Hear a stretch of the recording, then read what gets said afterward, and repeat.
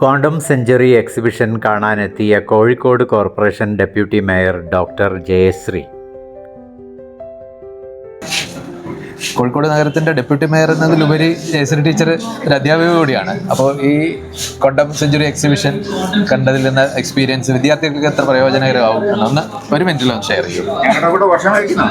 കഴിച്ച് സന്തോഷം. ഇവിടെ വന്നപ്പോൾ ഭയങ്കര സന്തോഷം തോന്നി. കാരണം നമ്മളിതുവരെ ക്ലാസ്സിലൊക്കെ തിയറിറ്റിക്കൽ കെമിസ്ട്രിയുടെ ഭാഗമായിട്ട് പഠിപ്പിച്ചിരുന്ന ക്വാണ്ടം കെമിസ്ട്രിയുടെയും ഫിസിക്സിൻ്റെയൊക്കെ ബേസിക്സ് വർക്കിംഗ് മോഡലായിട്ടും അല്ലെങ്കിൽ വളരെ സിംപ്ലിഫൈ ചെയ്തുകൊണ്ട് കുട്ടികളിലൊരു സയൻറ്റിഫിക് ടെമ്പർ ജനിപ്പിക്കുന്ന രീതിയിൽ പ്രസൻറ്റ് ചെയ്യാൻ പറ്റിയിട്ടുണ്ട്. അപ്പോൾ അതിലുപരി അത് എക്സ്പ്ലെയിൻ ചെയ്യുന്ന കുട്ടികൾ അവരത് അതിൻ്റെ ബേസിക്സ് വളരെ കൃത്യമായിട്ട് മനസ്സിലാക്കി എക്സ്പ്ലെയിൻ ചെയ്യുന്നതായിട്ട് തോന്നി.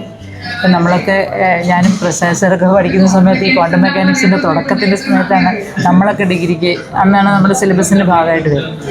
അതുകൊണ്ട് തന്നെ ഒരുപാട് കൺഫ്യൂഷൻസ് അന്ന് നമുക്ക് ഉണ്ടായിരുന്നു. പക്ഷേ ഇപ്പോൾ ഇത് ഞാൻ പറയുന്നത് എല്ലാ കുട്ടികളെയും ഇത് കാണിക്കത്തക്ക രീതിയിൽ സമയമെടുത്ത് കുട്ടികൾക്ക് മനസ്സിലാക്കിച്ച് കൊടുക്കേണ്ടതുണ്ട്. കാരണം ഇത് ഈ തിയറിറ്റിക്കൽ കെമിസ്ട്രിയുടെയും ഫിസിക്സിൻ്റെയും ഒക്കെ പ്രധാനപ്പെട്ട വ്യത്യാസം ഇതിൻ്റെ കോൺസെപ്റ്റ് മനസ്സിലാക്കി എടുക്കുക എന്ന് പറയുന്നത് വളരെ പ്രയാസമുള്ള കാര്യമാണ്. അപ്പോൾ കോൺസെപ്റ്റ് ഡെവലപ്മെൻറ്റ് മനസ്സിൻ്റെ ഉള്ളിൽ കൃത്യമായിട്ട് വരണം എന്നുണ്ടെങ്കിൽ ഇത്തരത്തിലുള്ള എക്സിബിഷൻസ് വളരെ അത്യാവശ്യമാണ്. ഇതിൻ്റെ പുറകിൽ പ്രവർത്തിച്ച എല്ലാവരെയും അഭിനന്ദിക്കുകയാണ്. തീർച്ചയായിട്ടും ഇതുപോലെയുള്ള കാര്യങ്ങൾ പ്രത്യേകിച്ച് സയൻറ്റിഫിക്കലി അൺസയൻറ്റിഫിക്കായിട്ടും അല്ലെങ്കിൽ സ്യൂഡോ സയൻറ്റിഫിക്കായിട്ടൊക്കെ വരുന്ന ഒരുപാട് കാര്യങ്ങൾ പരക്കുന്ന ഈ സമയത്ത് ഇതിൻ്റെ പുറകിൽ പ്രവർത്തിച്ച എല്ലാവരെയും സ്നേഹത്തോടു കൂടി അഭിനന്ദിക്കുകയാണ്.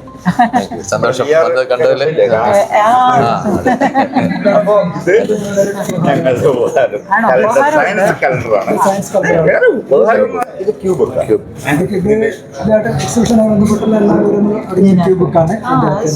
ഇത് പിന്നെ നമ്മുടെ ബഹിരാകാശ ചരിത്രമാണ്.